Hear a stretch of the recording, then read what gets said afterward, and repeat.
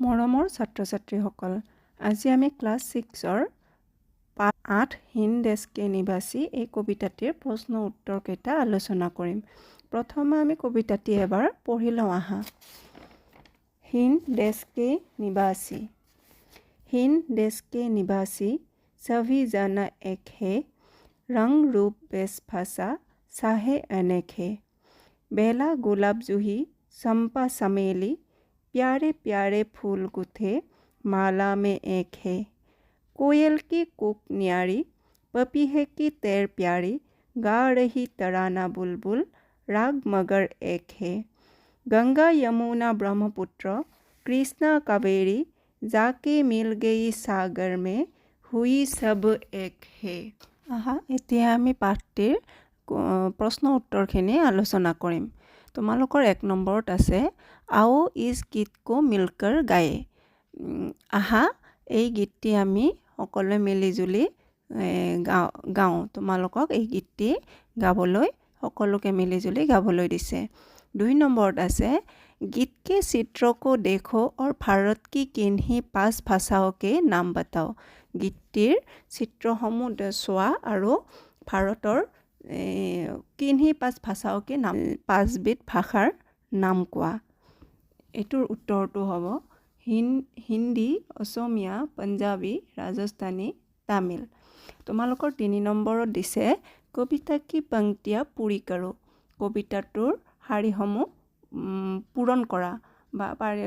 হিন দেশকে নিবাসী খালী ঠাইখিনিত হ'ব তোমালোকৰ সভি জানা এক হে, ৰং ৰূপ বেশ ভাষা চাহে অনেক হে।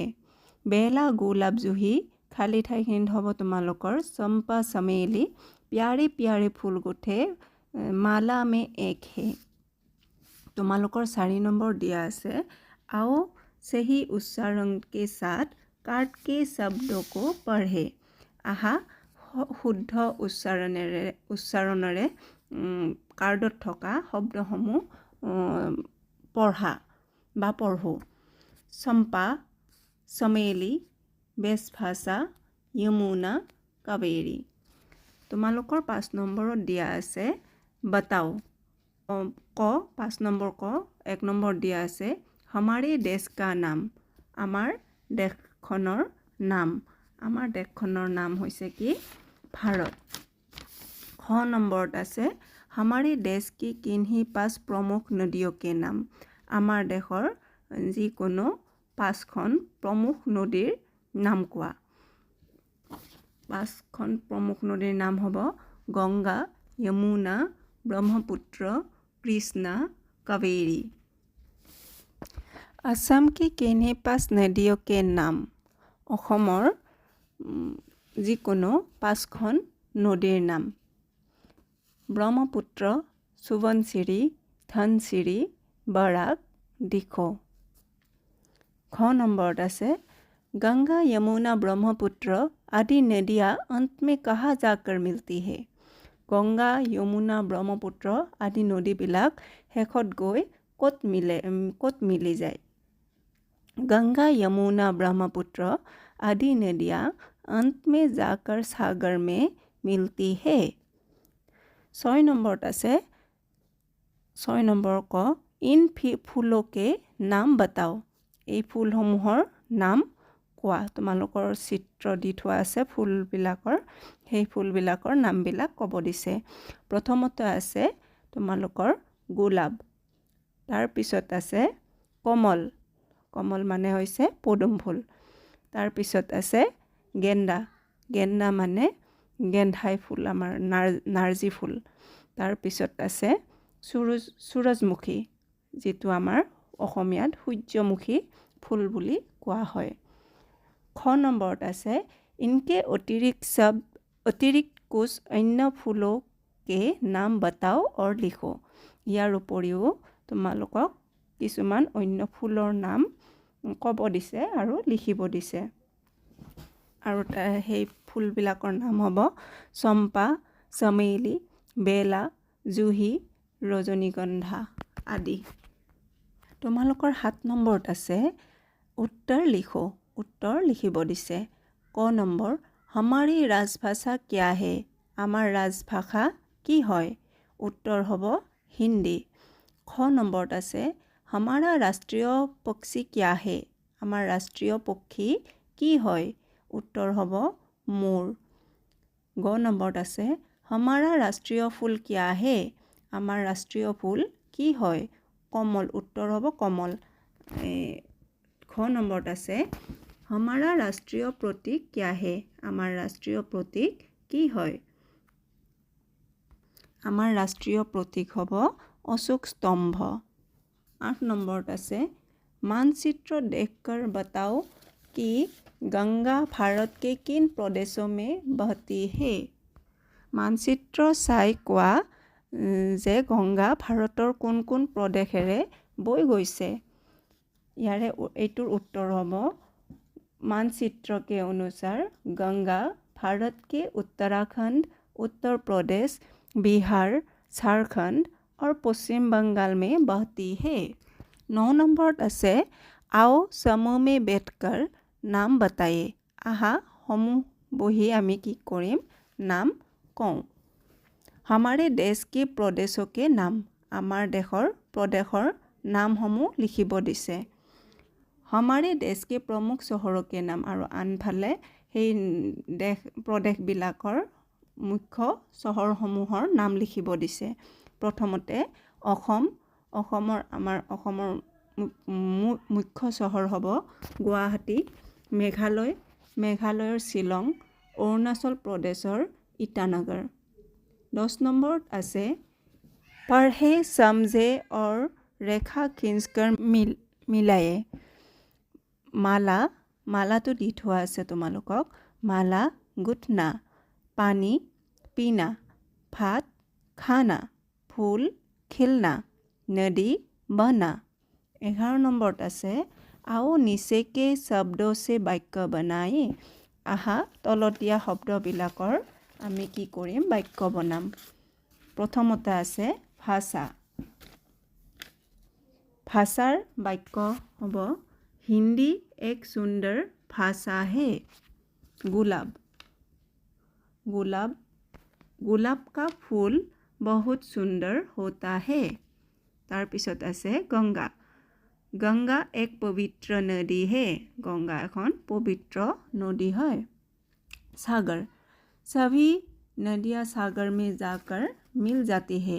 সকলোবিলাক নদী সাগৰত গৈ মিলি যায়। तार पिছত আছে তোমালোকৰ प्यारा মানে মৰমৰ। यह एक बहुत प्यारा कुत्ता है। এইটো এটা বহুত মৰম লগা কুকুৰ হয়। তোমালোকৰ 12 নম্বৰত আছে आओ पढ़े समझे और लिखे। আহা পঢ়া বুজা আৰু লিখা। यह नदी है। এইখন নদী। ये नदिया है। এইবোৰ নদী। ইয়াতে তোমালোকক একবচন আৰু বহুবচন একবচনত দিয়া আছে, বহুবচনত লিখিব দিছে। তাৰ পিছৰটো আছে মে লড়কি হো। ইয়াতে লড়কিটো একবচন হয়। তাৰ পিছত আমি লিখিব লাগিব বহুবচনত हम लड़कियां है। लड़कियाটো বহুবচন। यहाँ एक महिला है। ইয়াতে এগৰাকী মহিলা আছে। वहाँ दो महिलाएं हैं। তাত দুগৰাকী মহিলা আছে। मैं एक भाषा जानता हूँ। মই এটা ভাষা জানো। वे कई भाषाएं जानते हैं। তেওঁলোকে বহুতো ভাষা জানে। मैं एक कविता पढ़ रहा हूँ। মই এটা কবিতা পঢ়ি আছোঁ। वे दो कविताएं पढ़ रहे हैं। 13 নম্বৰত আছে आओ आपस में मिलकर एक खेल खेले। আহা আমি আমাৰ মাজতে মিলি এটি খেল খেলো। प्रत्येक विद्यार्थी एक वर्ण से शुरू होने वाले शब्द लिखता जाएगा और सब पढ़ते जाएंगे। প্ৰত্যেকগৰাকী ছাত্ৰ ছাত্ৰীয়ে এটা বৰ্ণৰে আৰম্ভ হোৱা শব্দ লিখি যাব আৰু শব্দবোৰ বাঢ়ি গৈ থাকিব। প্ৰথমতে হৰে দিয়া আছে আমাক हम হিন্দী हमारा हिंदुस्तान। তাৰপিছত আমাক কৰে লিখিব দিছে। কৰে হ'ব কলম, কমল, কবুতৰ, কমৰা, কক্সা। তাৰপিছত নৰে লিখিব দিছে নৰে হ'ব নল নদী নমক নগৰ নয়ন পৰে লিখিব লাগিব আমি পত্ৰ পানী পহাৰ পক্ষী পপিতা 14 নম্বৰ দিয়া আছে আমাৰ নিম্নলিখিত গীত মোহাম্মদ ইকবাল দ্বাৰা বিৰচিত হে তলত দিয়া গীতটি মোহাম্মদ ইকবালৰ দ্বাৰা বিৰচিত হয় ইহ এক দেশপ্ৰেমমূলক গীত হে এইটো এটা দেশপ্ৰেমমূলক গীত হয় आओ इसे मिलकर गाए আহা আমি সকলোৱে মিলি এই গীতটি গাওঁ सारे जहां से अच्छा हिंदुस्तान हमारा हम बुलबुले है इसकी एक गुलसिता हमारा पर्वत वो सबसे ऊंचा हम साया आसमां का वो संतरी हमारा वो पासवा हमारा गुडी में खेलती है इसकी हजारों नदियाँ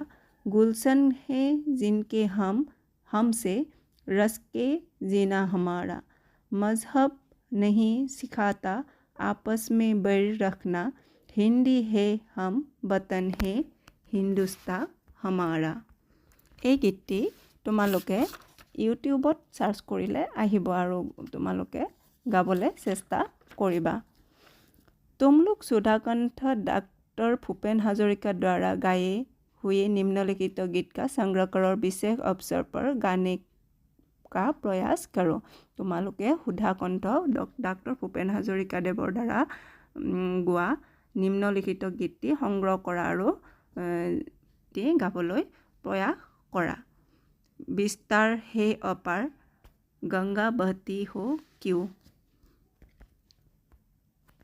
15 নম্বৰত আছে তোমালোকৰ आओ सुलेख लिखे आहा सुलेख लिखा भारतवर्ष में रहने वाले हम सब एक है এই বাক্যটি তোমালোকক সুলেখ ধুনীয়াকৈ লিখিব দিছে তোমালোকে ধুনীয়াকৈ লিখিবলৈ চেষ্টা কৰিবা 16 নম্বৰত আছে आओ पाठ में आए कुछ शब्दों के अर्थ जाने आहा पाठत থকা আমি এই শব্দবিলাকৰ অৰ্থ জানো হিন্দ মানে হৈছে ভাৰত বেশ মানে পোচাক ন্যাৰী নিৰালি অনोखी তেৰ মানে পুকাৰ আৱাজ ৰাগ মানে হৈছে সুৰ তৰানা এক तरह का चलता गाना